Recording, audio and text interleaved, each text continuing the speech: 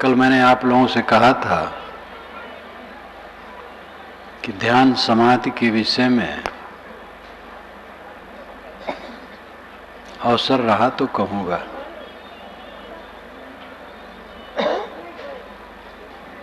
जीव का स्वरूप समाधि रूप है, लेकिन वो बहिर्मुख होकर के चंचल हो गया है। उसी अपने रूप में लौट आना है। सम आदि समाधि, आदि मानसिक पीड़ा, सम हो जाना, शांत हो जाना समाधि है। दुख कोई नहीं चाहता, दुख जीव का शत्रु है, लेकिन समझ नहीं पाता है, दुख भोगता है, अपने अहंकार से दुख भोगता है। अगर मेरे अंदर में कभी थोड़ा दुख उत्पन्न हुआ है तो उसमें कारण क्या है? अहंकार। कह सकते हैं आप लड़के ने कटु कहा तो दुख होगा ही, तो दुखी बने रहो, कौन रोकता है? जीवन भर दुखी रहो। कभी लड़का कह देगा, कभी पत्नी कह देगी, माता पिता तो अधिकार कहने का ही है, गुरु कह देंगे, उनका अधिकार है कहने का, शिष्य भी कह देगा, पड़ोसी कह देगा, दामाद कह देगा, साला कह देगा, समधी कह देगा, रास्ता चलते लोग कह देंगे। दुखी रहना चाहो दुखी रहो, कौन रोकता है? क्यों दुख है? अहंकार का फोड़ा हम बनाए हैं, इसीलिए दुख है। स्वरूप का अज्ञान, स्वरूप स्व खुद रूप पदार्थ, अपने पदार्थ के अज्ञान से। अपना पदार्थ क्या है?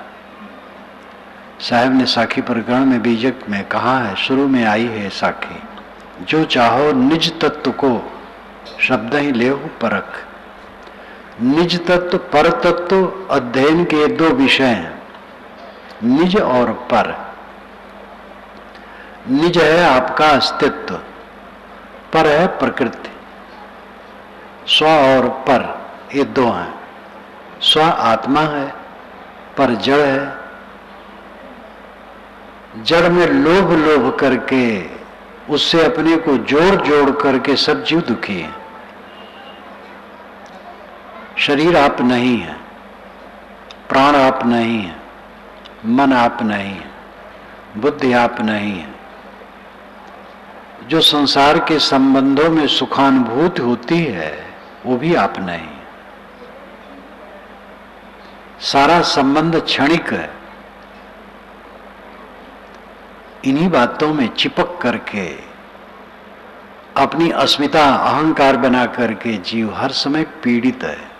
ये मेरी पत्नी है, ये मेरा पति है, ये मेरा पुत्र है, ये मेरा शिष्य है, ये मेरा धन है, ये मेरा मठ है, ये मेरा घर है, मेरा परिवार है, मेरा समाज है। यही सम्मान मान करके सब जल रहे हैं। ये सब मेरा नहीं है, ये सब एक संयोग है। मेरा कहना पड़ता है, लेकिन दृढ़ करके मेरा न मानो। श्री काशी साहब पारक सिद्धांत के एक मूर्धन्य संत हुए हैं। पारक सिद्धांत में आज तक सदगुरु कबीर के बाद 6 मूर्धन्य पुरुष हैं, बाकी और बहुत हैं, वो सबका योगदान है। कबीर साहब के बाद पहला नंबर है श्री गुरुदयाल साहब का, वो फतुहा में हुए हैं, बिहार पटना के पास। दूसरे हैं श्री रामराज साहब, वो गया में हुए हैं, बिहार में ही। तीसरे हैं श्री पूर्ण साहब, वो महाराष्ट्र के थे और बुरहानपुर में वो प्रसिद्ध हुए हैं। उनका गुरुस्थान रीवा था, जिसके महंत जी का भाषण अभी आप मेरे पहले सुन रहे थे। और उसके बाद श्री काशी साहब हैं, वही भी महाराष्ट्र के थे, लेकिन बुरहानपुर में उनकी शिक्षा दीक्षा हुई। उन्होंने पारक सिद्धांत का शास्त्रीय स्वरूप दिया और सभी व्यवस्था दी। उसके पश्चात श्री निर्मल साहब हैं, जो गोरखपुर बस्ती के बीच में हुए हैं। निर्मल सत्य ज्ञान प्रभाकर न्यायनामा उनकी पुस्तक है। उसके पश्चात श्री विशाल साहब, जो अभी अभी 77 में शरीर छोड़े हैं। इसमें तो कई लोग बैठे होंगे जो उनके दर्शन किए होंगे बाराबंकी में। ये 6 महापुरुष ऐसे हुए हैं जो पारक सिद्धांत के निर्माता हैं, यानी उसको शुद्ध रूप देने वाले हैं। निर्माता तो कबीर साहब है और व्यवस्थित करते गए हैं। उसमें श्री काशी साहब ने जहां कहीं लिखा है, वो कहा है दृढ़ मानना छोड़ो, दृढ़ मानना छोड़ो। सहज तो मानना पड़ता है, मेरा घर है, मेरा समाज है, मेरा मठ है। दृढ़ मानना छोड़ो, अंदर से न मानो। मेरा कहाँ है? 1 सेकंड का झटका लगेगा और सब खो जाएगा।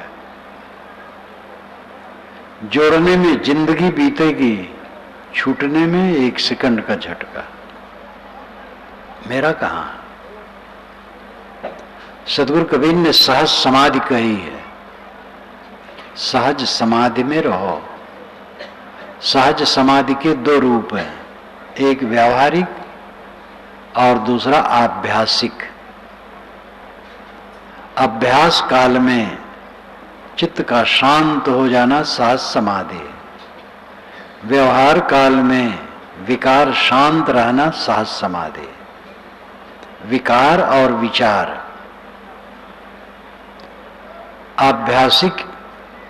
आभ्यासिक स्थिति में, जब अभ्यास में हम रहें, स्थिर होके बैठ गए, आंख मूंद ली, ध्यान में, उस समय सारे विचार बंद हो जाएं,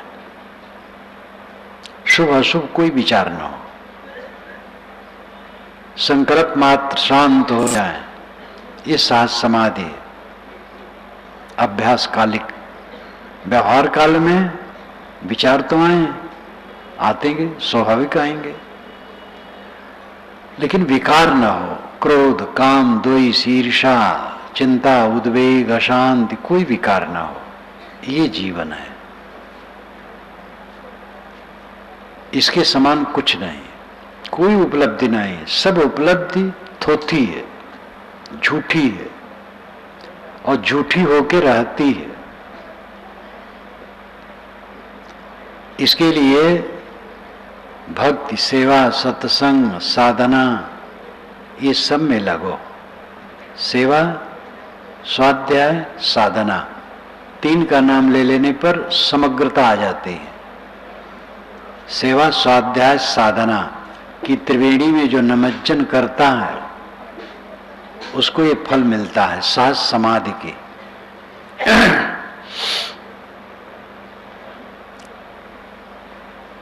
सेवा से चित्त शुद्ध होता है। तन सेवा के 3 स्थान हैं, पवित्र आत्मा, असमर्थ और समाज। पवित्र आत्मा की सेवा करें, वहां से आपको बोध मिलेगा। असमर्थ की सेवा करें, ये बहुत बड़ा कर्तव्य होगा। फिर समाज की सेवा।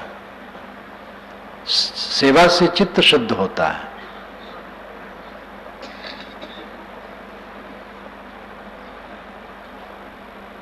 सेवा के बाद स्वाध्याय। गुरुजनों, संतों जो रहनी संपन्न और बोध संपन्न है, उनके पास जाओ। वेदांत की भाषा में श्रोत्री ब्रह्मनिष्ठ कहा जाता है। कबीर साहब की भाषा में बोध और रहनी संपन्न कहा जाता है। बात वही है। श्रोत्री ब्रह्मनिष्ठ वेदांती कहते हैं। कैसा गुरु हो, कैसे संत हो, किसके पास समझाएं? जो श्रोत्री हो और ब्रह्मनिष्ठ हो। श्रोत्री का मतलब जो बहुत सुना हो। पहले पुस्तकें नहीं थी, गुरु से सुन सुन करके शिष्य ज्ञान ग्रहण करते थे। जो बहुत सुना हो वो ज्ञानी हो जाता है। और ब्रह्मनिष्ठ हो, ब्रह्म नाम आत्मा स्वयं, आत्मनिष्ठ हो, आत्मलीन हो, ज्ञानी हो और ज्ञान का आचरण हो, आत्मलीन हो। सद्गुरु कबीर की परंपरा में कहा जाता है बोध और रहनी संपन्न हो। बोध समझ सब प्रकार से ठीक हो, व्यवहारिक आध्यात्मिक सब समझ ठीक हो, और रहनी हो। रहनी का मतलब है पवित्र ढंग से चलना। अब अंतिम बात है मन का शांत रहना। तो बोध रहनी संपन्न संत गुरु की संगत में जाओ और उनके विचारों को सुनो और मनन करो। आजकल ग्रंथ बहुत हो गए, ये आपके लिए बड़ी सुविधा है। पहले ग्रंथ होते थे, किसी महापुरुष ने कुछ लिखा, कॉपी में रहती थी चीजों, दूसरे लोग प्रतिलिपि करते थे। जब सदगुरु श्री पूर्ण साहब ने बीजक त्रिज्या टीका लिखी, रीवा में उन्होंने शुरू किया था, रीवा वही गुरुस्थान था, लेकिन राजा के विचारों की भिन्नता के नाते वहां से वो चले गए थे। तो कई जगह घूमे, फिर अंत में बुरहानपुर में बैठ के पूरा किए। तो जब उन्होंने पूरा कर दिया तब रीवा नरेश ने अपना एक पंडित भेजा, श्री पूर्ण साहब की टीका पूरी नकल करा करके उसने मंगाया और उसको पढ़ा, फिर अपनी टीका किया। बड़ा भ्रम था कि पूर्ण साहब की टीका पीछे बनी है और रीवा नरेश के पहले, लेकिन गलत है। रीवा नरेश की टीका पीछे बनी है, पूर्ण साहब की पहले। स्वामी शंकराचार्य हो या कोई महापुरुष हो, जो लिखते थे कॉपी में रहती थी और लोग उसकी नकल कर कर के ले जाते थे। आजकल हजारों प्रतियां छपती रहती हैं, फैलती रहती हैं। ये बहुत सुविधा का समय है। जो नया विज्ञान आया कैसेट, उसने तो और कमाल कर दिया, अपने घर बैठे सुनते रहो। एक भक्त मुझे बताए अपना नियम कि साहब मैं कैसे करता हूँ, रात में कैसेट लगा देता हूँ और बंद कर देता हूँ। नींद खुलती है बस तुरंत बटन दबा देता हूँ, प्रवचन शुरू हो जाता है। फिर मैं शौच, मंजन, व्यायाम, स्नान सब करता हूँ। इसमें 1 घंटा लगता है। 1 घंटा प्रवचन भी सुनता हूँ और ये काम भी करता हूँ। जब नियम पूरा हो गया शौच स्नान का, तब ध्यान करता हूँ, तब कैसेट बंद कर देता हूँ। ध्यान के बाद थोड़ा अध्ययन करता हूँ, तब जलपान के ऑफिस जाता हूँ, जलपान करके। तो 1 घंटा जो शौच, व्यायाम, स्नान में बीतता है, वो प्रवचन सुनता हूँ। ये सब सुविधाएं हो गई। इसका दुरुपयोग होता है टीवी इत्यादि में, दुरुपयोग करने वाले करें, जो सदुपयोग करने वाले वे समझें। सदुपयोग दुरुपयोग सब समय रहा है, सब समय में जीव मुक्त हुए हैं, आज भी होंगे, आगे भी होंगे, और सब समय जीव बंधन में रहे। महावीर स्वामी का समय, तथागत बुद्ध का समय, सनत कुमार का समय, स्वामी शंकराचार्य का समय, सदगुरु कबीर का समय ऐसे रहा जैसे आज है। धूल, गर्दा, हल्ला गुल्ला, राग द्वेष, कलह, कल्पना, जो आज है वही तब भी था। और उसी बीच में अनेक संत अपना उद्धार कर गए। आज भी जो उद्धार करना चाहेगा कर लेगा। आज समय खराब नहीं है, बहुत बढ़िया। स्वाध्याय करो, संतों से सुनो, गुनो, और स्वयं ग्रंथ पढ़ो, बोध और रहनी के विषय में खूब समझो। और फिर साधना, अपने पर नियंत्रण, खान पान में सादा खाओ, नशा ना लो, कोई नशा ना लो, पान भी ना खाओ, सादा भोजन करो। मिर्च मसाले हितकर नहीं है, हल्का नमक, जीरा, धनिया, ये बहुत है। सादा भोजन करो, लड़ाई झगड़ा न रखो, विवाद न रखो। कोई विवाद करे तो विवाद न करो। घर में बाहर कहीं भी पति गर्म हो जाए तो पत्नी संभाल ले, पत्नी गर्म हो तो पति संभाल ले। जिस समय जो गर्म होता है उस समय होश में नहीं रहता है, वो क्षमा का पात्र है। लड़ो मत, विवाद से रहित रहो और ध्यान का अभ्यास करो। जो हल्का भोजन रखेगा और विचार हल्का रखेगा उसका ध्यान बढ़िया बनेगा। जो डट करके खाएगा वो ध्यान नहीं कर पाएगा। डट करके खाने वाला स्वास्थ्य ही खराब कर देता है। हमें जो विश्वास है कि डट के खाना चाहिए, इससे स्वास्थ्य रहता है, बहुत नुकसानदेह। हल्का खाना चाहिए, इसका अनुभव मुझे स्वयं है। मेरे लिए शिकायत है आप लोगों की, प्राय कहते साहब आप बहुत दुबले हैं, बहुत दुबले हैं। अरे कितने लोग तो इतने दुखी हो जाते हैं साहब सूख गए। अरे सूखने वो गीला होने की चीजें है, इसमें धरा क्या है? कहीं कभी ये काया खोटी, कभी पतरी, कभी मोटी। कम खाता हूं और काम खूब करता हूं, स्वस्थ रहता हूं। अब तो चलने का समय नहीं मिलता है, गाड़ी घोड़ा लोग लाते हैं, लेकिन चलना पड़े 4-6 मील तो कुछ भी नहीं है। 10-15 मील चलता रहूं, थकता नहीं हूं। और अभी किसी काम में जो मैं काम करता हूं थकता नहीं हूं, और विश्वास करता हूं शरीर से मोटा काम करूं वो भी कर ले जाऊंगा, लेकिन अवसर नहीं पड़ता है। नींद ठीक से आती है, सब बढ़िया है। कम खा करके सीखो तो समझो, कम खाना बहुत जरूरी है, लेकिन बहुत कम नहीं। कम खाने का लक्षण यह है कि भोजन के टाइम में खरी भूख लगे तब आपने कम खाया है, और खरी भूख होती है जब, तब भोजन मीठा लगता है और उसका रक्त अच्छा बनता है, रस रक्त, और शौच साफ होता है। टट्टी पतली हो रही है तो आप ज्यादा खा रहे हैं। अब कोई असावधानी करे बहुत कम खाए तो सूख जाएगी, वो भी ठीक नहीं है। बंद करके टट्टी आनी चाहिए और टाइम से भूख लगना चाहिए। पेट साफ हो, मन साफ हो, बस कृतार्थ है वो आदमी।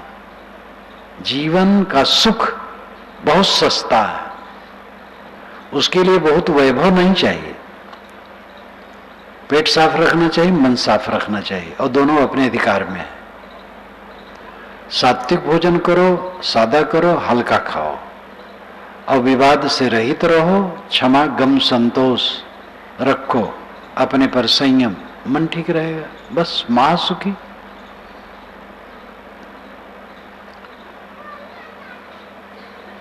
सुबह का समय बहुत बढ़िया है। अगर आप स्नान करके बैठे तो और अच्छा है, शौच स्नान करके। किसी को सुविधा ऐसी नहीं है, उसको शौच देर में होती है, या शौच तो हो लिया, स्नान करने का भी सुविधा नहीं है, तो ऐसे बैठो, कोई बात नहीं। स्नान करके बैठने से और अच्छा रहता है। और स्थिर होके बैठो, सिर, गला, कंधा सीधा रखो, झुक करके नहीं, और आंखें भी बंद कर लो, और किसी आधार में अपने मन को ठहराओ, शुभ आधार। जब आदमी ध्यान में बैठता है तो ध्यान में क्या आता है? जो देखा सुना भोगा है, यही आता, और कुछ नहीं आता है। देखे हैं, सुने हैं, भोगे हैं, उसी की याद आती है। तो इन्हीं में से एक शुद्ध आधार छांट लो, उसमें मन टिकाओ, बाकी में न टिकाओ। आंखें बंद की तो किसी संत पुरुष का चित्र मन में ले लो जिनमें आपकी सहज श्रद्धा है, उसी चित्र में अपने मन को रोको। बाकी जो देखते हो, सुनते हो, भोगे हो, उसको ना ख्याल करो। चित्र को देखे हो, देखा तो वो भी है, लेकिन उससे मन अच्छा बनेगा। दूसरी साधना है, आंखें बंद हैं तो बंद आंखों में अंधकार प्रकाश जो दिखे उसी में मन को ठहराओ। इसको दृष्टि योग कहते हैं। जब हम आंखें बंद करते हैं तो या तो अंधकार दिखाई देता है, या तो प्रकाश दिखाई देता है, या तो मिलित अंधकार प्रकाश दिखाई देता है, ज्योत दिखाई देती है, गर्मी होती है आंख में। तो जो दिखाई दे, कुछ कल्पना न करो, जो दिखाई दे उसी में मन को ठहराओ, बाकी चीज न सोचो। ये दृष्टि योग है। स्वर योग, सांस आती जाती है अपने आप, सांस पर मन ठहराओ, सांस अपने आप आ जा रही है।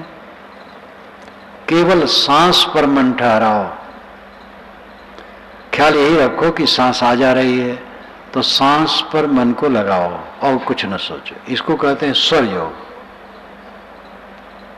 बिंदु योग, एक चमकता हुआ बिंदु मस्तिष्क में, त्रिकुटी में, कंठ में, हृदय में कल्पना कर ली, उसी में मन को रोकते, इसको कहते बिंदु योग। कुछ साधक शब्द योग करते हैं, दोनों कानों में उंगली डाल ली तो आवाज आने लगती है, उसी में मन ठहराते हैं। जब अभ्यास हो जाता है तो कान में उंगली नहीं डालना पड़ता, अपने आप सुनाई देता है। शरीर यंत्र है, इसमें आवाज होती है। ये सब मन को ठहराने के आलंबन है। ये सब विषय है। विषय नाम पदार्थ, जड़ पदार्थ। लेकिन एक कांटा चुभा है तो दूसरे कांटे से खोद करके निकालना पड़ता है। दोनों कांटे हैं, पहला वाला कांटा निकल गया, दोनों कांटा फेंक दिए। तो बेकार की चीजें, काम वासना की चीजें, क्रोध लोभ राग द्वेष, प्रपंच की चीजें याद में आती हैं। उसकी अपेक्षा किसी संत पुरुष का ध्यान, दृष्टि योग, स्वर योग, नाद योग, बिंदु योग, कोई आधार लो। ध्यान क्या है? एक छोटी सी पुस्तक है, ये बुक स्टॉल में आपको मिलेगी, वो रखो, 50 बार पढ़ डालो, खूब अभ्यास हो जाएगा। उसके आधार पर आप ध्यान सरलता से कर सकेंगे। ये सब मन रोकने के साधन है। अंतिम ध्यान ये नहीं है।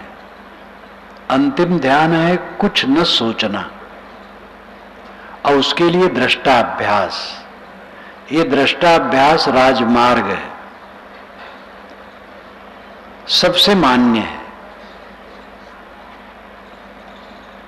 दृष्टाभ्यास का अर्थ होता है जैसे नदी के किनारे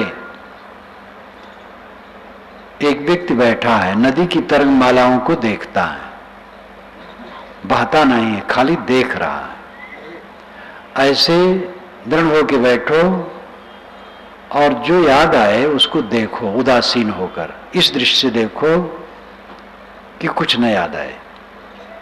याद आ गया, छोड़ दो, छोड़ते जाओ, छोड़ते जाओ, छोड़ते जाओ। तटस्थ, उदासीन। तटस्थ का मतलब है तट पर स्थित।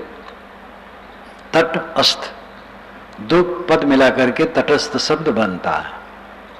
नदी के किनारे को तट कहते हैं, और उस किनारे पर जो बैठा हो अस्त स्थित है, तटस्थ। संकल्पों में तटस्थ रहो, संकल्पों को केवल देखो, संकल्पों में बहो ना। जो याद आए छोड़ते जाओ, छोड़ते जाओ, छोड़ते जाओ। उदासीन, इसको कहते हैं दृष्टाभ्यास।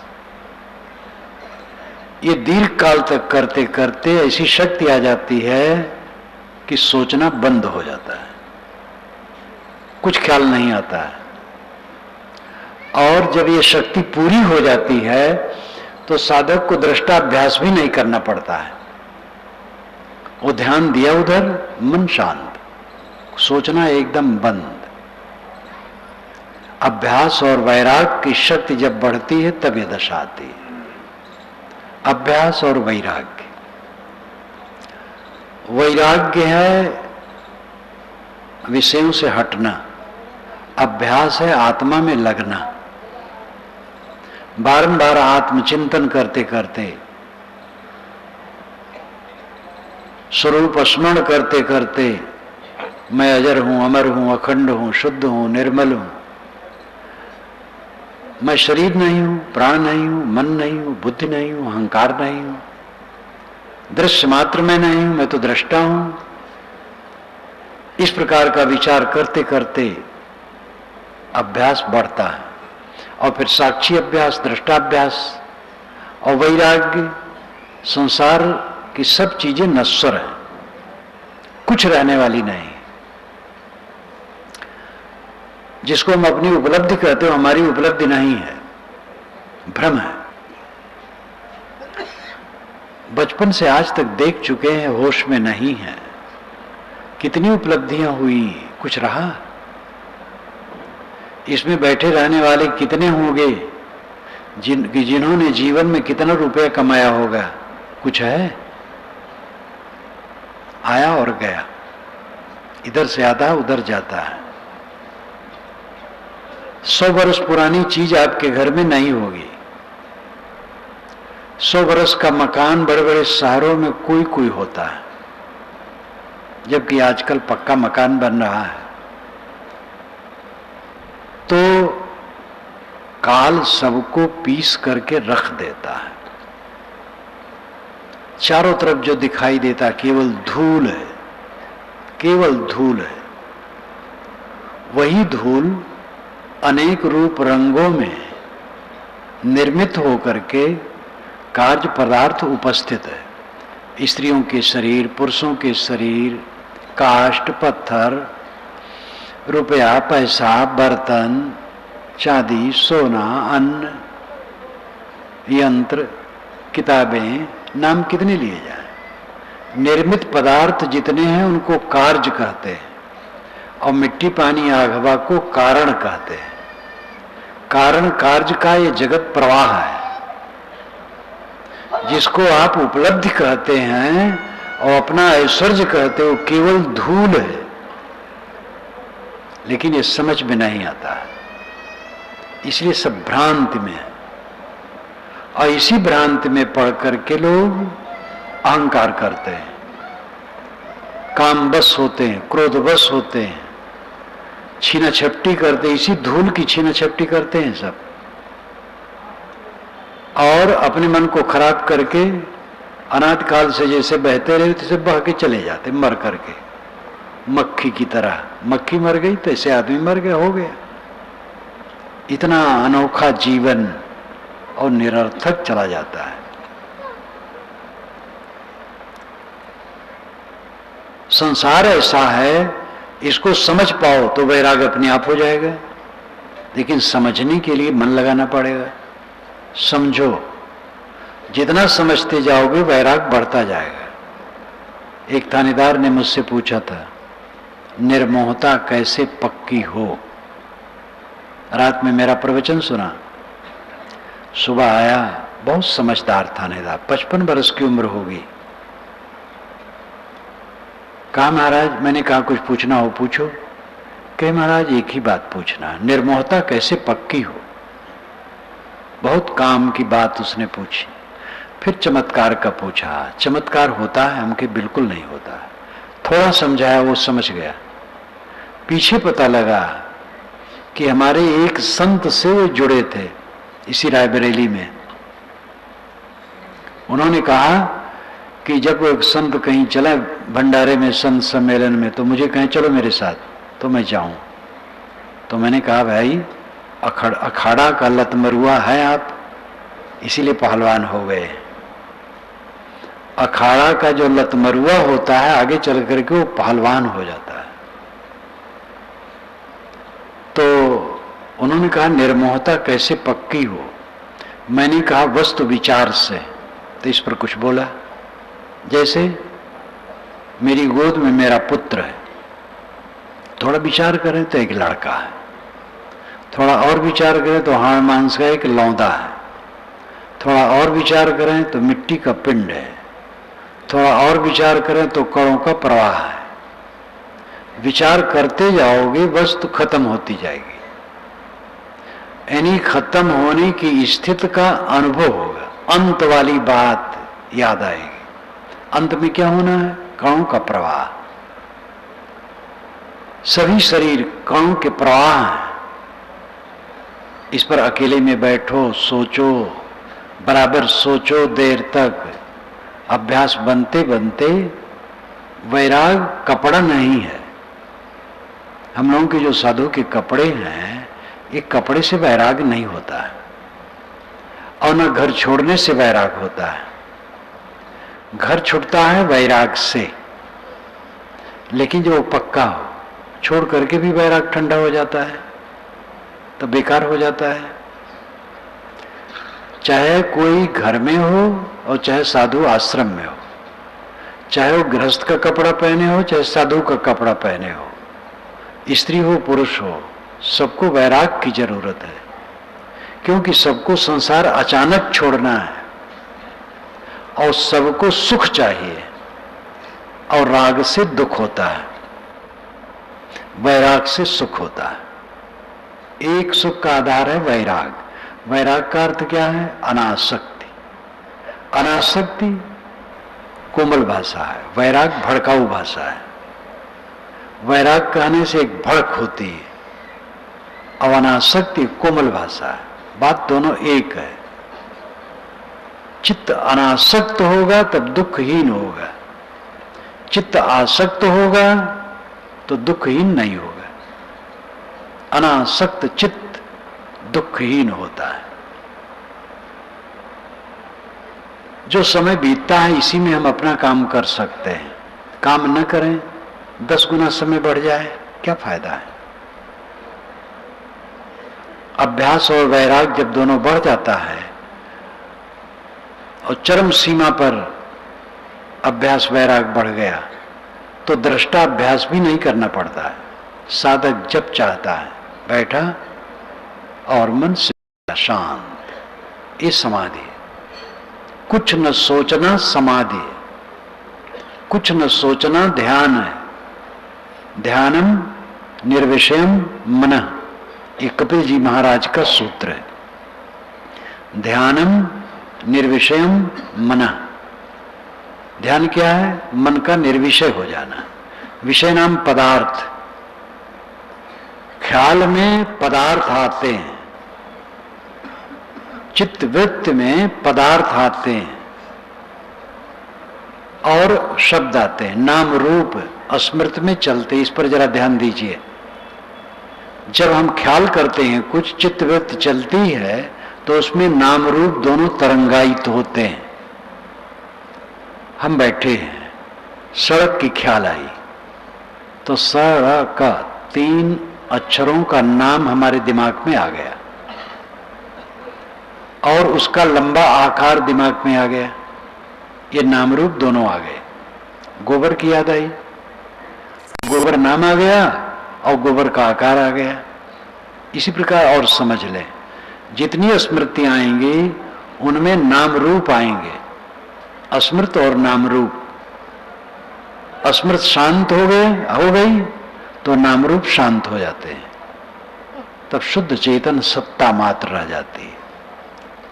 अत्यंत ऊंचा पद है, इससे ऊंचा पद कुछ नहीं, सर्वोच्च पद है। योगश्चित्त वृत्ति निरोध, पतंजलि महाराज कहते हैं, योगश्चित्त वृत्ति निरोध। योग चित्त वृत्ति निरोध। योग क्या है? चित्त वृत्ति का निरोध, चित्त की उर्मियों तरंगों का निरोध। पानी और पानी की तरंग, ऐसे चित्त और चित्त की वृत्ति। पानी और तरंग अलग अलग नहीं है। तरंग पानी की एक विशेष अवस्था है। तरंग नहीं उठती है तब भी पानी है, तालाब में पानी है, शांत है। हवा आई या किसी ने कोई पदार्थ डाल दिया तो तरंग उठ गई। इसी प्रकार चित्त तो है, लेकिन जब चित्त में स्मरणों का प्रवाह चला तो तरंग है, वही वृत्ति है। वृत्त कहते हैं घेरा को, लपेट को। तो वो लपेट ऐसा है कि क्षण क्षण में लपेट बदलता रहता है, चित्तवृत्ति बदलती रहती है। इन सारी चित्तवृत्तियों का एकदम शांत हो जाना योग है। कुछ न सोचना योग है, कुछ न सोचना ध्यान है, कुछ न सोचना समाधि है। ये सहज है और कठिन है, सबको कठिन लगता है क्योंकि सब बहिर्मुख है। लौकिक उपलब्धियों में पुल के समय बिता रहे, गृहस्थ नहीं साधु भी। मान बड़ाई, पद प्रतिष्ठा, इसी में मन फूला फूला घूमता है। कितने साधु तो यही समझ लेते हैं हम साधु वेश मिला है तो एक ही काम के लिए मिला है, पूजा सत्कार हो। और क्या फल क्या है? साधु वेश का क्या फल है? पूजा मिले, सत्कार मिले, मुड़ मुड़ाए 3 गुण, सिर की मिट गई खाज, बनी बनाई रोटी मिले, लोग कहें महाराज। तो पूजा प्रतिष्ठा हो, साधु वेश का फल यही है, मान लेते हैं। महाधोखा है। पूजा प्रतिष्ठा इसका फल नहीं है। साधु वेश मृत वेश है, कफन है, और कफना दिया गया, दफन हो गया। समाधि में जाओ, मर जाओ संसार से, अहंकार ममकार छोड़ दो।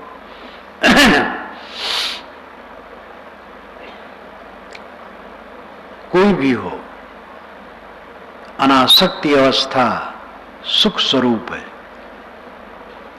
संसार की नश्वरता का पूरा बोध जब बना रहता है तो चित्त में कोई दुख नहीं रहता है। इस धरती पर वे धन्य हैं जिनके मन में दुख नहीं है।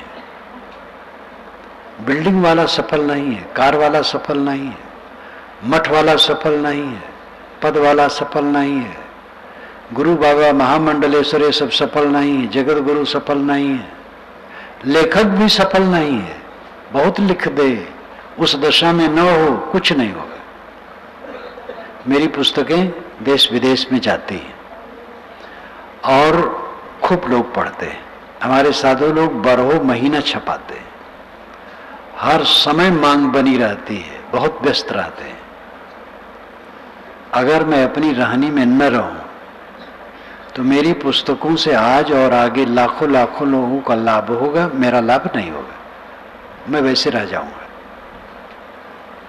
किताब लिखने से मैं मुक्त नहीं होऊंगा, वासना के त्याग से मुक्त होऊंगा। किताब लिखा हो दूसरे के लिए है और अपने लिए भी है। एक सज्जन ने पूछा था कि महाराज जो आपकी पुस्तकें हैं, आप उसको कभी पढ़ते हैं अथवा पढ़ते हैं तो कैसे लगता है? तो मैं कहता हूँ भाई, जब कोई पुस्तक मैं उठा लेता हूँ तो इतना डूब जाता हूँ कि मन सब भूल जाता है, वही पढ़ने लगता हूँ।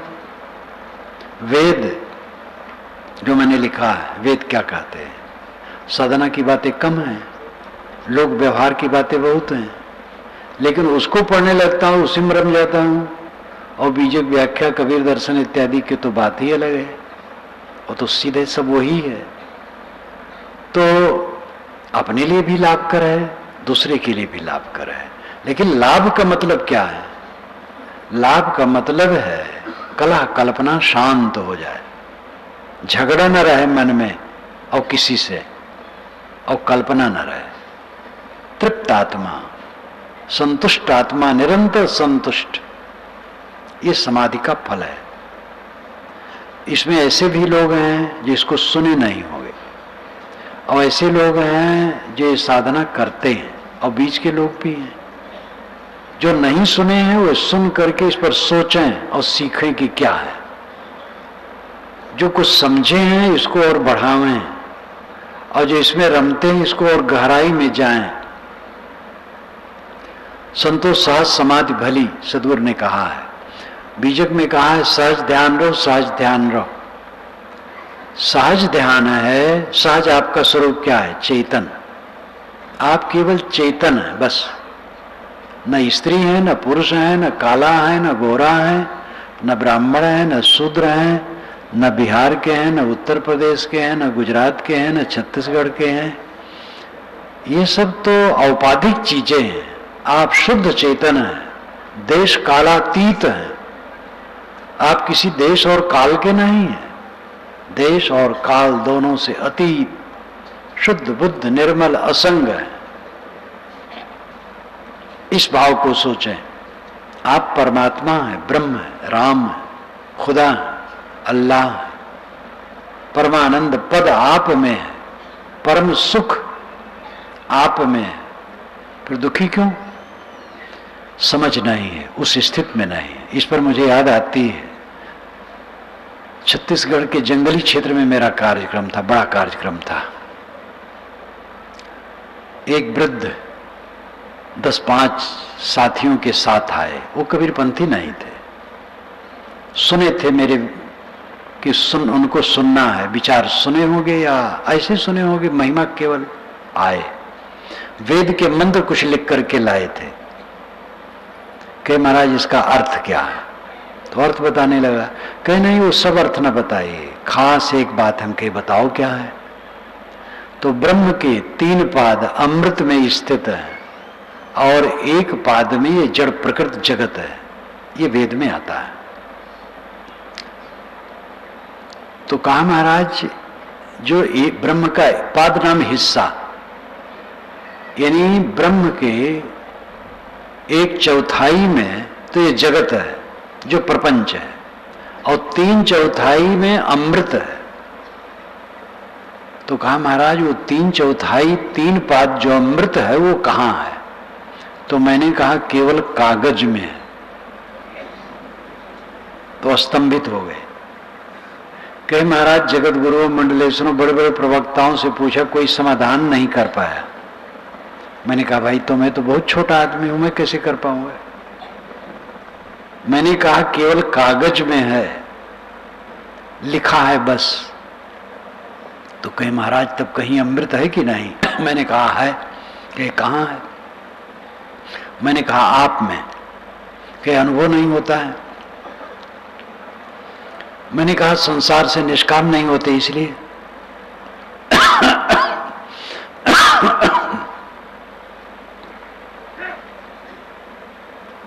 संसार से निष्काम नहीं होते हैं इसलिए अनुभव नहीं होता है। तो आंख मूंद करके वे देर तक बैठे रहे कि महाराज समाधान हो गया। मैंने कहा वो अलंकार में कहा है, ब्रह्म के 3 हिस्से में अमृत है और 1 हिस्से में ये विकारी जगत है। ऐसा कुछ नहीं। अमृत आप खुद है। सतगुरु कबीर ने कहा है, अमृत वस्तु जाने नहीं, मगन भया सब लोग। काई कबीर कामो नहीं, जीव ही मरण न होए। अमृत वस्तु जाने नहीं, मगन भया सब लोए। काई कबीर कामो नहीं, जीव ही मरण न होए। लोग अमृत वस्तु नहीं जानते, सब विषयों में मगन है, दुनिया की चीजों में मगन है। तो अमृत क्या है? कामो नहीं। जब कामना चित्त की निवृत्त हो जाए, निष्काम चित्त हो जाए, कुछ न चाहे, कोई कामना नहीं जगत की, और जीव ही मरण न होए, जीव का मरण नहीं होता है। जीव अमृत है, वो मरता नहीं। मृत नाम मरा हुआ, अमृत नाम जो न मरे। जीव अमृत है, लेकिन उसकी पूर्णता तब होती जब कामो नहीं, कामना न हो। ये सिद्धांत और व्यवहार है, थ्योरी और प्रैक्टिकल है। आत्मा अमृत है, ये थ्योरी है, सिद्धांत है। निष्काम होना ये व्यवहार है, यही प्रैक्टिकल है। निष्काम हो जाओ, बस अमृत है। तकलीफ कहां से होती? कामना से। कामना कहां से होती? अहंकार से। सब जीव अहंकार में डूबे हैं। जो उनका नहीं है उसी में अहंकार गांठे बैठे हैं। आपका क्या है? आपका तो कुछ भी नहीं है। और ये बात बड़ी सरल है समझना। जब जीव शरीर छोड़ के जाता है तो कुछ लेके नहीं जाता है, और अकेले आया है अकेले जाएगा। क्या सहज नहीं समझा जा सकता इस दुनिया में मेरा कुछ नहीं है? हम जीवन भर उन वस्तुओं के मालिक बने बैठे रहते हैं जो मेरी बिल्कुल नहीं है। ये जिंदगी का कितना बड़ा धोखा है। और ऐसे धोखे में जो पड़ा है वो दुख नहीं पाएगा तो क्या पाएगा? माने बैठा है मेरा है, ये शरीर मेरा है, ये मेरी उपलब्धियां हैं, अहंकार पूर्वक। कितने महंत लोग अहंग साहब मैंने ये किया वो किया वो किया, ये सब केवल मैंने ही किया है। अरे कोई पूछे भी तो कहो समाज ने किया है, भक्तों संतों ने किया है। मैं क्या किया हूं? मैं कुछ नहीं किया हूं। ना कुछ किया न कर सका, ना करने योग्य शरीर। जो कुछ किया सो हरि किया, कहें कबीर कबीर। ये विनम्रता की बात है। जो कुछ किया सो हरि किया। हरि नियम है, नियमों से सब होता है। प्राकृतिक नियम, सामाजिक नियम। सरकार क्या है? राष्ट्रपति कहता है मेरी सरकार ये काम करेगी, प्रधानमंत्री कहता है मेरी सरकार ने ये संकल्प लिया है ये काम करेगी। राष्ट्रपति सरकार नहीं है, प्रधानमंत्री सरकार नहीं, तो कौन सरकार है फिर? विधान। विधान सरकार है। प्रकृति का नियम विधान है, वो सरकार है। और मनुष्य का बनाया नियम जो कल्याणकारी वो विधान है। हरि ये विधान है। विधान से होता है, विधि से होता है। मैं करता हूं ऐसा करके ही तो सब फंसते हैं। अब ऐसे अहंकारी गुरु महंत होते हैं कि ऐसा करते करते उनके पास एक आदमी भी खड़ा नहीं होना चाहता है, क्योंकि वो सब में हेठी दूसरे की मानते हैं, वो अपनी विशेषता। मैंने सब किया, मैंने सब किया, मैंने सब किया। गृहस्थों में तो है ही, जब साधु कहलाने वैसे हैं तो गृहस्थों में क्या कहें? क्या किया? कुछ नहीं किया। अब अंतिम काम जो कर लेगा तो उसको करना क्या कहेगा? आत्म अनुभव जब भया तब नहीं हर्ष विषाद, चित्र दीप सम होए रहे तज के बाद विवाद। ये सदगुरु कबीर की साखी है। जब आत्म अनुभव हुआ तो हर्ष विषाद खत्म हो गया। चित्त में केवल आत्म अनुभव, जगत नहीं। अनात्म चिंतनम त्यक्ता कश्मलम दुख कारणम चिंतयात्मानमानंद रूपम यन मुक्ति कारणम। ये स्वामी शंकराचार्य ने विवेक चूड़ामणि में कहा। स्वामी शंकराचार्य क्या कहते हैं? ये पुस्तक अब व्याख्या पूर्वक बुक स्टॉल में आ गई है। अनात्म चिंतनम त्यक्ता, अनात्म चिंतन का त्याग करो। कश्मलम दुख कारणम, अनात्म चिंतन कश्मल है, दुख का कारण है। कश्मल कहते हैं मूर्छा को, बदहवासी को, अविवेक को, मलिनता को, और दुख का कारण है। चिंतयात आत्मानम आनंद रूपम यन मुक्ति कारणम। आत्मा का चिंतन करो जो आनंद स्वरूप है, मुक्ति का कारण है। इसके लिए रोज अभ्यास करो, टाइम निकालो, रोज बैठो, एक बार दो बार जितना कर पाओ। थोड़ा शुरू करो फिर बढ़ाओ। स्वाध्याय साधना सेवा, सदैव जो जहां रहे सेवा भाव वाले हो। अपने तन मन धन की शक्ति से दूसरे की कुछ सेवा हो सके, ये भाव सदैव इंसान को रखना चाहिए। क्योंकि अनेकों की सेवा सहयोग से मेरा जीवन चलता है, तो मुझे भी कुछ अपनी शक्ति के अनुसार दूसरे की सेवा करनी चाहिए। इससे चित्त शुद्ध होगा, स्वाध्याय से ज्ञान प्रखर होगा और साधना से विश्राम मिलेगा। सेवा जहां रहो सेवा परायण रहो और स्वाध्यायरत रहो और रोज समय निकालो साधना के लिए। ध्यान में बैठो। सदगुरु कबीर के विचारों को लेकर के विविध प्रकार के लोग ध्यान की श्रेणी निकाले हैं, अन्य निम्मत वाले। कबीर साहब महायोगी माने जाते हैं, इनके विषय में तो सब में महाविशेषण है। तो संतोष सहज समाधि भली, ये सहज समाधि क्या है? जिस पद में ये हेडिंग है उस समय सहज समाधि का पूरा भावार्थ व्यावहारिक सहज समाधि है। कान न मूंदो, आंख न रूदो, काया कष्ट न धारो, खुले नयन हंसे पहचानो, सुंदर रूप निहारो, उठत बैठत कदों न छूटे ऐसी तारी लागी। तो हर समय उठते बैठते चलते फिरते निर्विकार मन रखना, ये सहज समाधि व्यवहारिक है। व्यवहार काल में रहते मन निर्मल है। आप खेत में काम करें, नाली साफ करें, शौचालय साफ करें, दफ्तर में काम करें, कारखाने में काम करें, सड़क पर काम करें, मन निर्मल है तो सहज समाधि में है। और जब अभ्यास में बैठे तब सहज समाधि है, संकल्प शांत हो जाना, कुछ न सोचना। ये तो पूरी अवस्था है। यहां तक न गति हो तो साक्षी बने, मन को देखें, संकल्पों को शांत करें। इसमें भी मन न ठहरे तो दृष्टि योग करें। बंद आंखों में जो दिखाई दे अंधकार प्रकाश, उसी में मन को निगृहित करें। मैं कई बार इसको घुमा के इसलिए कहता हूं जिससे दिमाग में आ जाए। ध्यान क्या है, पुस्तक पढ़ करके अच्छी तरह से आ जाएगा, और उसको कई बार पढ़ो तो मन की धारा में वो मिल जाएगा, फिर वैसे होने लगेगा। और ध्यान के विषय में उसमें सब सावधानियां बता दी गई हैं। मनोनिग्रह, मन का विश्राम परमानंद है।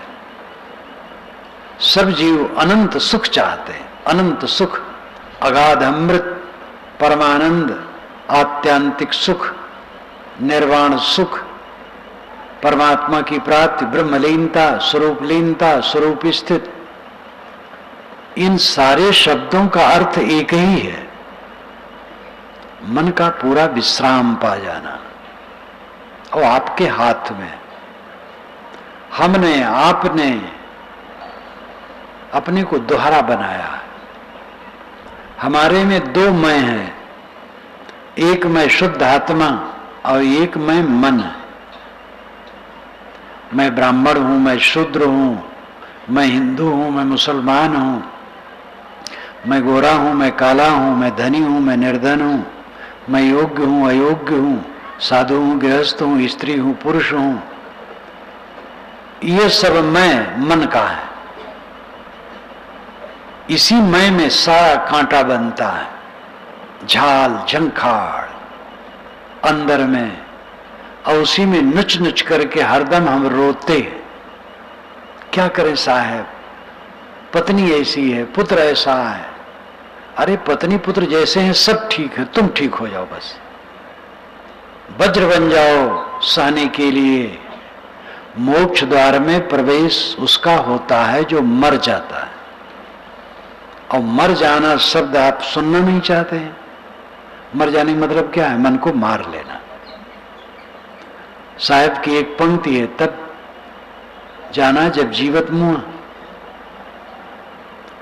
जीवन को तब जाना जब जीते जीते मर गया। आप घर में गए, पत्नी ने गर्म कह दिया, आप चुप रहे, बस अमृत है।